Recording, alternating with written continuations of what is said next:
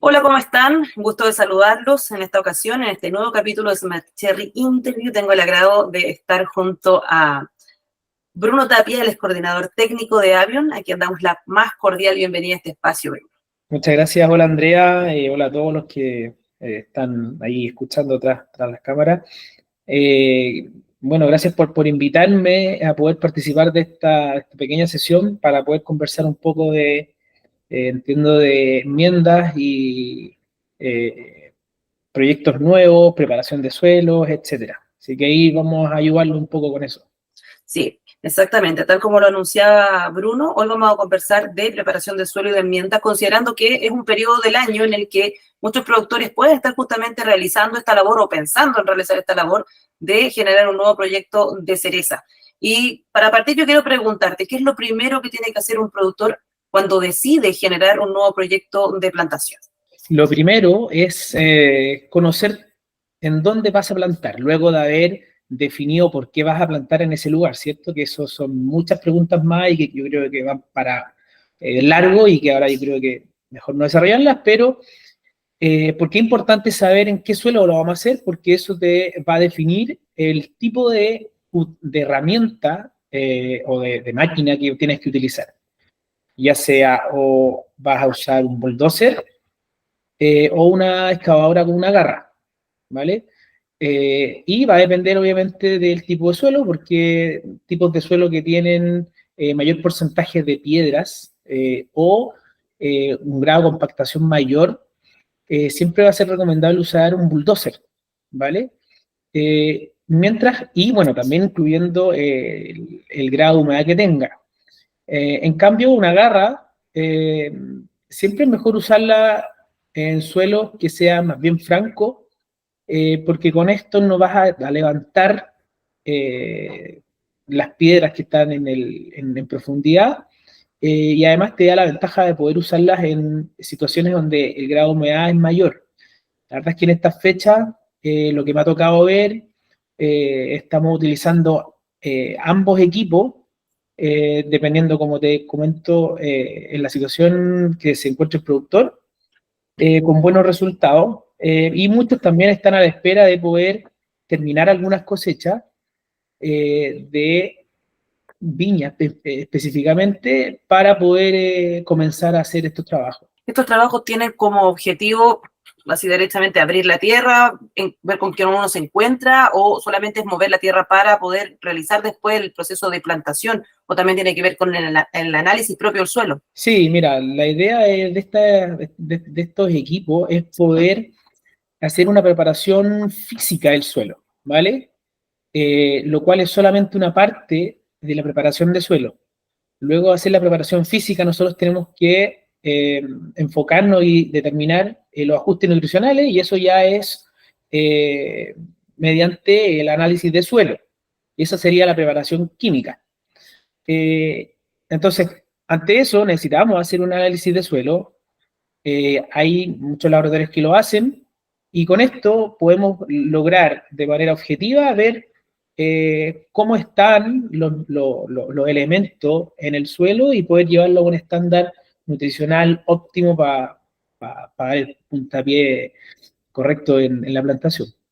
Tú hablabas de análisis físico, primero con este tipo de herramientas y después de un análisis químico. ¿Qué tipo de herramientas se pueden utilizar para hacer ese análisis químico?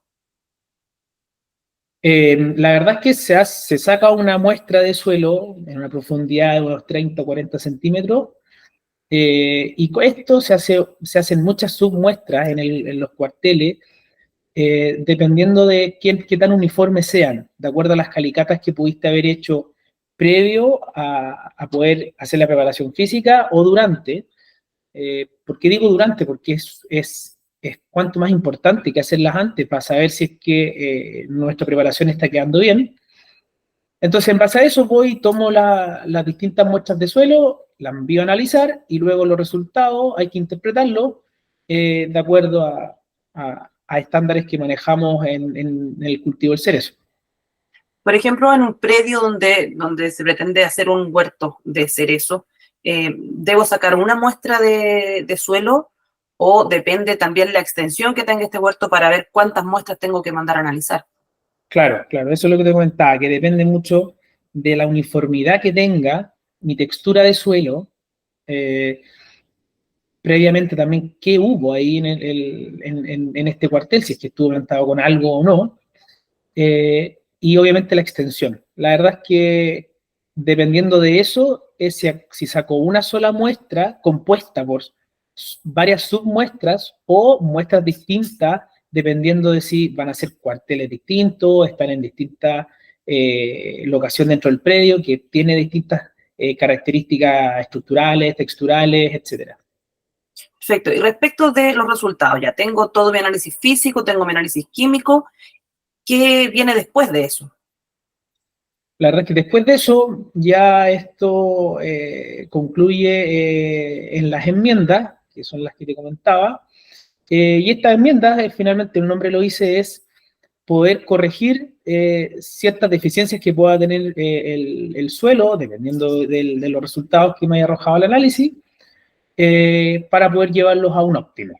Y después de todo esto, me imagino que ya viene la elección del porte injerto, viene la elección también de qué tipo de plantación voy a hacer, lo voy a hacer con camellones, qué factores determinan eso. ¿Es un tema de que decida el productor, a lo mejor con el asesor, o tiene que ver también con las condiciones del predio o con lo que se quiera conseguir más adelante en términos de potencial productivo, por ejemplo? Sí, la verdad es que creo que son dos temas independientes, porque si bien con estos análisis o esta observación previa, de acuerdo al tipo de suelo que tengo, claramente me va a poder decir qué patrón puedo usar o no. La verdad es que está dentro de también la decisión propia de la conversación entre el productor, el asesor.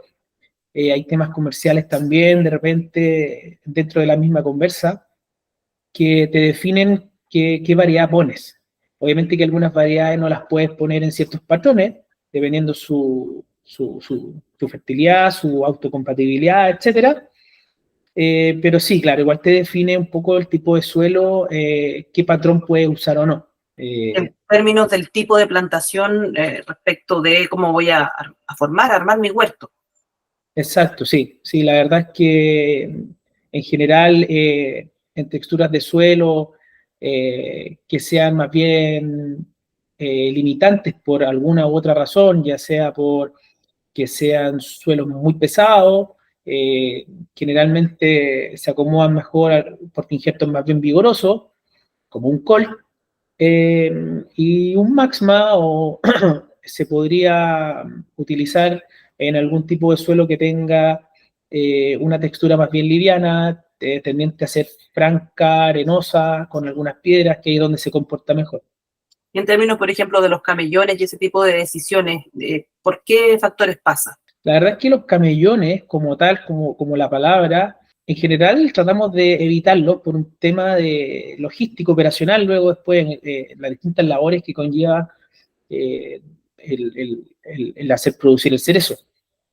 Nosotros tratamos de conversar un poco sobre las platabandas sanitarias, que son más pequeñas, que en algunos lados tampoco se necesitan, pero sí en predios en donde hay altas pluviometrías y tienen un suelo con textura tendentes a ser más arcillosas o franco-arcillosas en donde retienen más humedad, necesitas generalmente tratar de evacuar de manera rápida el agua. Lo que pasó este año fue que bueno, muchas plantaciones que tuvieron este problema, eso se intenta mitigar mediante estas platabandas sanitarias que tienden a conducir el agua de manera correcta a favor de la pendiente, obviamente.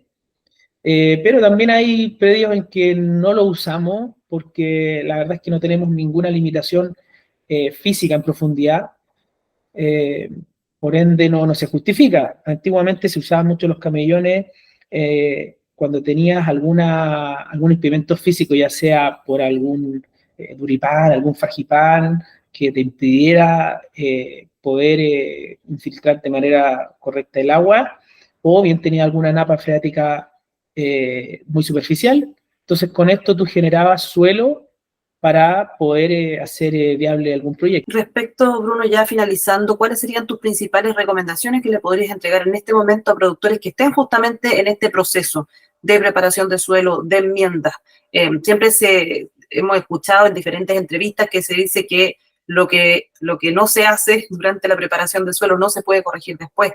Quizás desde ese punto de vista, ¿cuáles serían tus principales recomendaciones? Yo creo que la principal que me viene a la cabeza es la supervisión del trabajo, porque si bien puedo usar una u otra, que pueden tener alguna facilidad o complejidad dependiendo si es que la escogí bien o mal, creo yo que es supervisar y hacer un control de la correcta preparación. Y para eso es estar haciendo calicatas constantemente tras la labor, de manera de poder corregir si es que llegase a tener algunos sectores que no me fueran quedando bien preparados.